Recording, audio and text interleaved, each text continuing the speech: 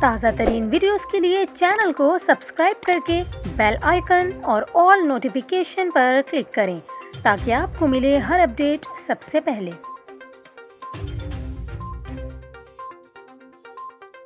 اور یہاں پر آپ کو خبر دیں، سندھ حکومت نے صوبے بھر میں کاروباری اوقات تبدیل کر دیے۔ صوبائی محکمہ داخلہ کی جانب سے جاری نوٹیفیکیشن کے مطابق صوبے بھر میں کاروباری سرگرمیاں رات 9 بجے کے بعد جاری رکھنا ممنوع قرار دیا گیا ہے، جس کے تحت رات 9 بجے تمام بازار، دکانیں اور شاپنگ مالز رات 9 بجے بند کر دیے جائیں گے۔ نوٹیفیکیشن کے مطابق تمام شادی ہالز رات 10:30 بجے بند کر دیے جائیں گے، جبکہ شادی بیاہ کے پروگرامز بھی رات 10:30 بجے ختم کرنا ہوں گے۔